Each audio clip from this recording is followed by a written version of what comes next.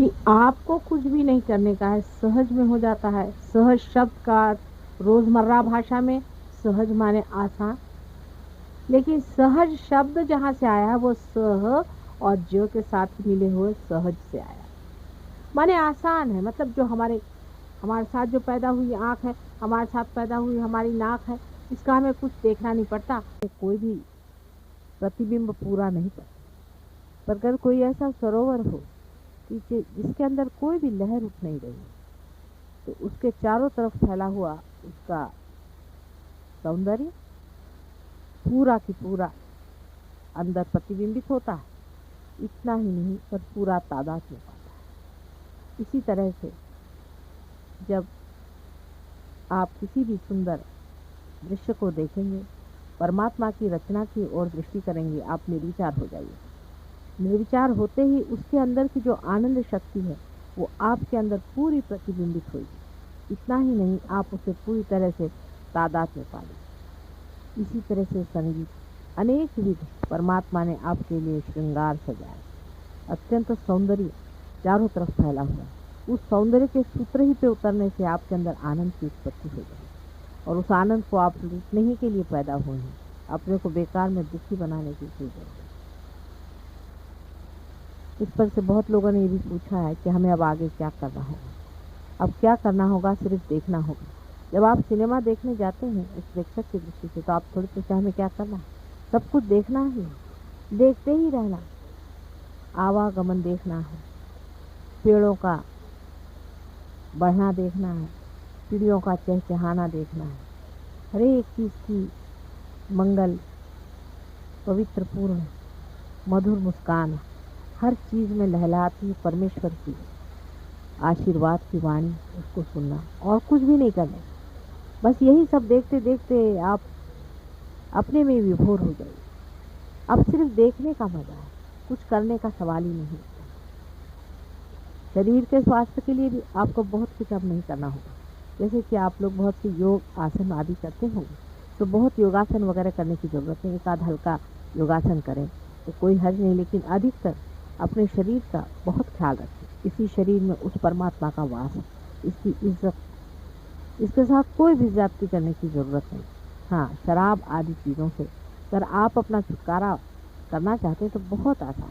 अब आप कोई भी चीज़ का निश्चय कर ले, वो काम हो जाए। आपने कंडीशनिंग नहीं आ, अगर आपने तय कर लिया कि हमें शराब नहीं पीना, छूट जाएगी शराब। शराब इंसान इसीलिए पीता है कि अपने से भागना चाहता है। एक शराब के सिवाय और कोई भी चीज़ ऐसी नहीं जिसके लिए मैं मना कर रही हूँ, लेकिन शराब जरूर ऐसी चीज़ है क्योंकि वो आपकी चेतना पे चोट है।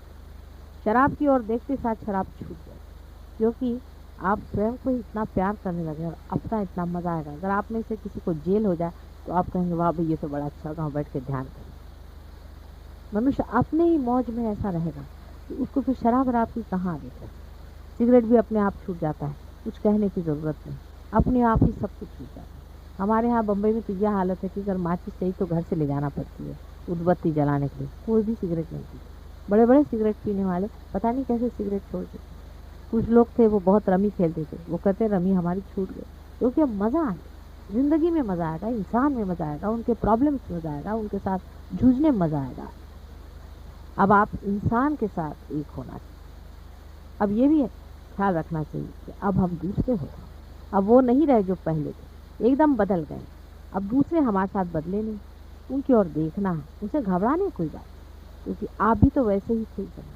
बहुत से लोग होते हैं सोचते हैं हम बड़े भारी पोजीशन पे आ गए, बड़ी उनकी पोजीशन खोपड़ी पे चढ़ी। कोई सोचते हैं हम पैसे वाले, कोई सोचते हैं हम बड़े भारी धार्मिक आदमी। सोचने दीजिए, सब पागल है, उनकी तरफ देखते रहे। सब पागल खाने में अपने को बहुत अक्लमंद होना। जब उस पागल खाने में आप थे, आप भी यही सोचा करते। ये सब पागलपन की बात है। एकदम से सारी जो मिथ्या चीज़ें धीरे धीरे छूट जाएंगी जब आप जान जाइएगा कि सब मिथ्या।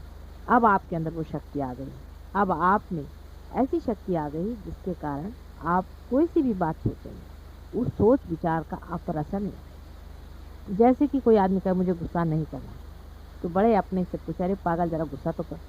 आप शीशे के सामने खड़े होकर अपने थोड़ा गुस्सा करिए, बड़ी हंसी आएगी। जब भी आप गुस्सा करिएगा अंदर से कोई हंसता ही रहेगा, आपको पूरी समय हंसी ही आती है। गुस्से में आप लपटिएगा, लपट नहीं सकते, किसी भी चीज़ में आप लपट नहीं सकते। सभी चीज़, काम, क्रोध, मद, मत्सर आदि सब चीज़ें जो हैं वो इस विषय की एक अपनी एक खेल है, उसे आप देखते रहे। उसका एक खेल है, उसे आप देखते रहे। आप दूर हैं, आप दूर से उसे देखें, क्योंकि आप जो पहले बाहर थे वो नहीं रहे और अब आप अंदर। प्रयत्न यही करना है कि अपने को अंदर रखें, बाहर दूसरों से बात करते वक्त भी अंदर रहें, माने निर्विचार। किसी से भी बात करें, किसी से भी कुछ कहना हो, पहले निर्विचार हो जाए। निर्विचार होते ही आप उनके अंदर उतर जाते हैं, फौरन उनका भी रंग बदल जाएगा और आपका तो बदला हुआ है। लेकिन अगर आप भी बाहर सतह पे आ जाए तो हो सकता है वो आपको पलटा दे।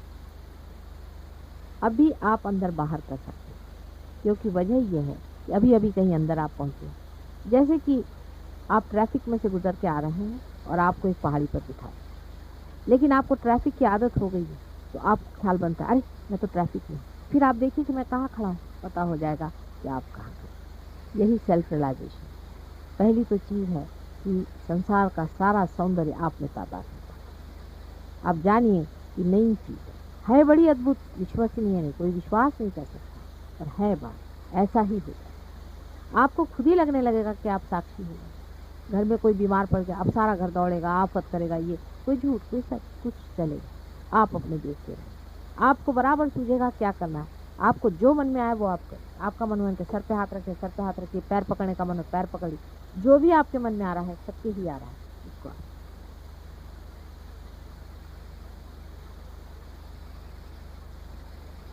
दूसरी चीज है सत्य की। अब सत्य बोले या झूठ बोले, झूठ क्या सत्य क्या, बहुत सा सत्य जो होता है यही बनाया हुआ सत्य, मनुष्य ने बनाया हुआ सत्य, कोई सत्य नहीं है।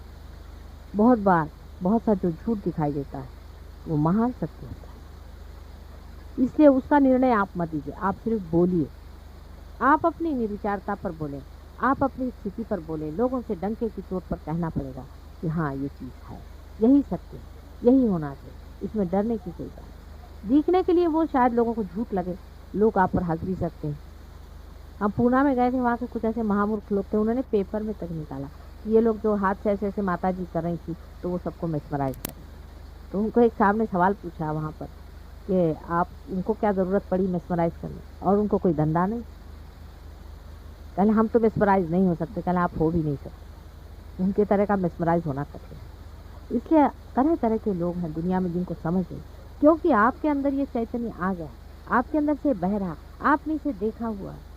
इसकी पुष्टि की आपको ज़रूरत है, लेकिन आपको तेजस्विता नहीं पा रही। यही आप में और बड़े बड़े साधु संतों में यही अंतर, आपने वो तेजस्विता भी पाई नहीं जो प्रखर होती है, जो अपने सत्य पे अटूट खड़ी रहती है, जो डरती नहीं दुनिया से कहने के लिए कि यही सत्य है, बाकी सब असत्य और मिथ्या है। वो क्राइस्ट जैसे आदमी के अंदर, वो कृष्ण के अंदर, और आज भी बहुत बड़े बड़े संत साधुओं में ये चीज़ पाई जाती है।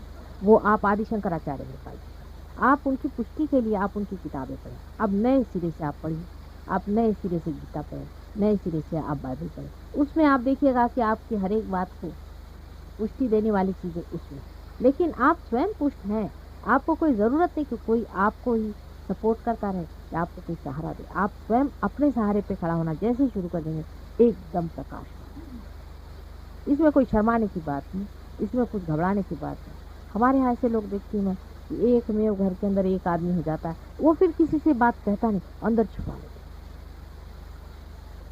बाइबल में कहा जाता है कि दिया नीचे नहीं रखा जाता, टेबल के नीचे नहीं दिया रखा जाता है, किसी ऊंचे स्थान पर दिया रखना चाहिए। अगर आप वाकई दीपक हो गए हैं, ऊंचे स्थान पर बैठ करके सबको प्रकाश दें।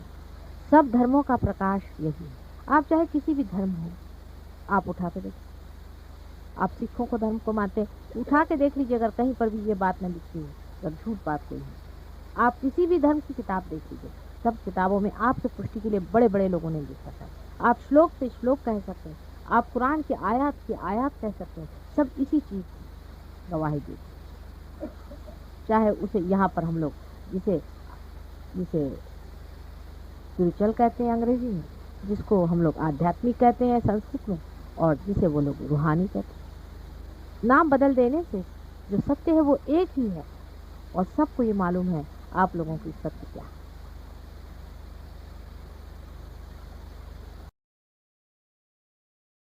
8 के दिन, क्योंकि आज मैंने बताया पहला दिन है उनका शैलपुत्री का।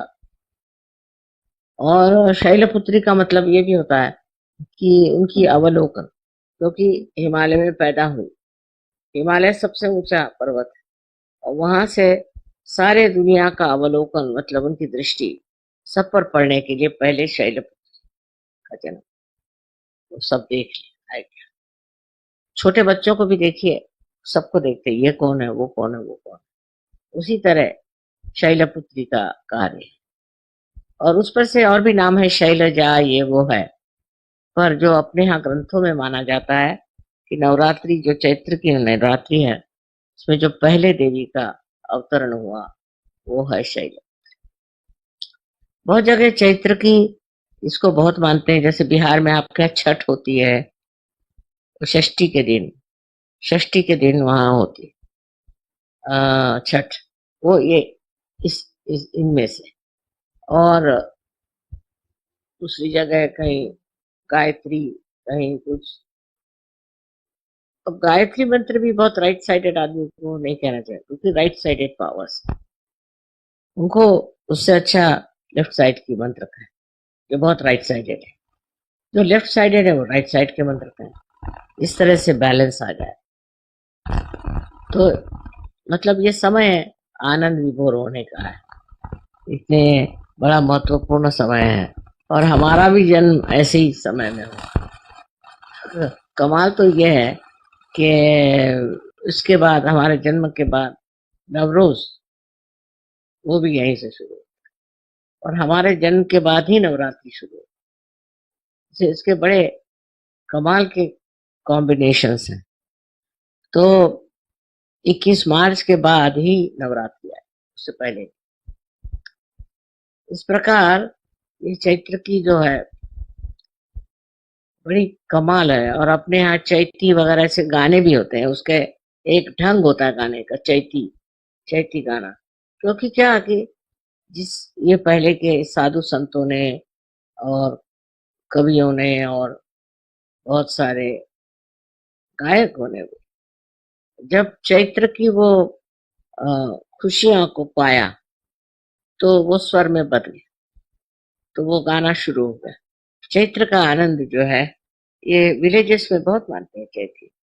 उस वक्त के जो गाने हैं आप सुनिए, ऐसा लगता है कि अंदर से उन्माद, उत्साह और बहुत प्यार और आनंद का उसमें अ, आविर्भाव है बहुत। तो वो इस देहाती औरतों में कहाँ से आया, देहात के लोगों में कैसे आया? वो इतनी सुंदर कविता लिखते हैं, इतनी सुंदर है कि वो कहाँ से आया। वो यही कि वो लोग सरल हृदय लोग थे, तो वो यही चीज देखते थे, इसको ही प्राप्त करते, और प्राप्त किया। उनके हृदय में शक्ति थी ग्रहण कर। अब हम लोग जरा बट गए हैं, राइट साइडेड हो गए, तो भी सहजावस्था प्राप्त करनी चाहिए। सहजावस्था का जो आनंद है, उतना उनको नहीं आनंद आया होगा जितना वो आपको आएगा। चैती के गाने सुन के बड़ा आनंद आएगा, उतना उनको नहीं आएगा। हो सकता है वो इतना आकलन शक्ति नहीं, पर आप लोग बड़ा उसको आनंद से सुन सकते। तो ये बड़ा विशेष है। और सबसे विशेष ये है कि विक्रमादित्य ने जब उसके ईस्वी सन शुरू किया, तो इसी को, ये ये जो है तृतीया, इसी को उसने माना कि इसी से शुरू कर, माने 1 तारीख, ये इसका नाम अक्षय तृतीया रख के टल। अक्षय तृतीया से ही उन्होंने उनके जो थे शुरू करे कैलेंडर। वैसे ही शालिवाहन ने जो संवत्सर बनाया, वो भी इसी तारीख से। आखिर उन्होंने क्यों, उन्होंने भी ये और इन्होंने भी वो, इनकी तारीख एक जो है दोनों की। आश्चर्य की बात है, क्योंकि इसने विक्रमादित्य का राज्य था, उस पे इन्होंने, शालिवाहन ने अटैक किया, उनको हराया। वो तो बब्रू वाहन उनके, मतलब शालिवाहन के वो पोते थे शायद, और उनको हराया। और उसके बाद में उन्होंने ये बनाया शालिवाहन का शक्र। और इस शालीवाहन के शक की भी जो पहली तारीख है वो भी अक्षय तृतीया है, और उनकी जो पहली तारीख है वो भी अक्षय। बड़े आश्चर्य की बात। और मुसलमानों का भी जो हिजरी होता है ना, वो भी यही है, फर्स्ट यही है। सबने इसी तारीख को माना फर्स्ट। तो फारसी की नवरोज कहते हैं। कारण क्या है? कारण यह है कि एक ही शक्ति से प्रेरित लोग थे, तो उन्होंने इसी दिन को इसलिए बहुत महत्वपूर्ण है। और इस दिन जो भी कार्य करो बहुत सफल हो। और खास कर लोग कुछ कर विशेष कार्य करना है तो उसको आज के दिन करते हैं, क्योंकि आज कहते हैं कि सबसे ज्यादा सबसे ज्यादा पुण्य उस दिन। तो बड़ी खुशी की बात है कि आप सब लोग हैं यहाँ, और इसके बारे में हम लोगों ने इतना कुछ जाना। तो आज हम लोगों को यही अपने अंदर निश्चय कर लेना चाहिए कि हम रोज ध्यान करेंगे, और उसी के साथ इंट्रोस्पेक्शन। जब सोचेंगे तो अपनी बारे, दूसरों के बारे में, अपने बारे में सोचें, और फिर उसको किस तरह से मधुरता से हम अपना जीवन बिता देंगे। बात करने में, किसी के व्यवहार में हम उसको किस तरह मधुरता से हम अपने विचारों को प्रकट करें, ये तब सीखना चाहिए। इससे हम किसी को दुख नहीं, किसी तकलीफ नहीं। उल्टे जो कुछ कहना वो कहो, कभी कभी जरूर कहना पड़ता है जोरों में, पर अधिकतर जिससे आप कह रहे हैं उसको ये हमेशा एहसास होना चाहिए कि ये प्यार में कहा जा रहा है, तो उस प्यार में ही आपको बोलना चाहिए। तो वो किस तरह से कहा जाए? अब मेरे लिए तो रोज ही प्रश्न है कि अब वो आ रहे हैं तो उनसे क्या कहेंगे, वो आ रहे हैं उनसे क्या कहेंगे, इनको कैसे समझाएंगे, उनको कैसे। लेकिन ये शक्ति जो है प्यार की, ये जो हम देखते हैं चारों तरफ प्यार ही प्यार, आनंद में है। पृथ्वी में देखते हैं, सारे निसर्ग में देखते हैं, हर जगह प्यार ही प्यार बह रहा है। तो वो प्यार हमारे अंदर समा जाता है, ये आदान प्रदान सा। और फिर उसके बाद उस प्यार से ही आप सबसे बात करें। सहयोगियों को चाहिए किसी पे बिगड़े नहीं, किसी से नाराज नहीं हो, वो मेरे पर छोड़, शांतिपूर्वक सबसे बात, एकदम सात्विकता आपके अंदर आनी चाहिए। लोगों को लगना चाहिए कि आप बहुत सात्विक हैं, और आपके अंदर कोई घृणा, क्रोध आदि रोग नहीं। तब लोग समझे, बहुत जरूरी है। अब तो आप लोग पार हो गए, सब कुछ हो गया। अब जो आगे का कार्य है उसके लिए जैसा व्यक्तित्व चाहिए वो मैं बता रही हूँ, और आशा है आप लोग इस चीज के अनुसरण करेंगे, और इसके अपने अंदर की जो इंट्रोस्पेक्शन है उसको प्रेम से, अपने को भी प्रेम से देखना, हेट्रेड से नहीं, किसी प्रेम से देखना। और फिर आपको समझ में आ जाए कि अरे ये क्यों मैं कर रहा हूँ, जाने दो, छोड़ो। इस तरह से एक आदमी में एक तरह की सात्विकता, आदमी बड़ा ही सात्विक।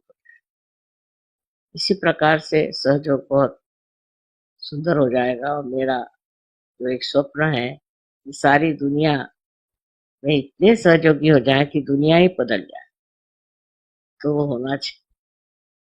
अनंत आशीर्वाद।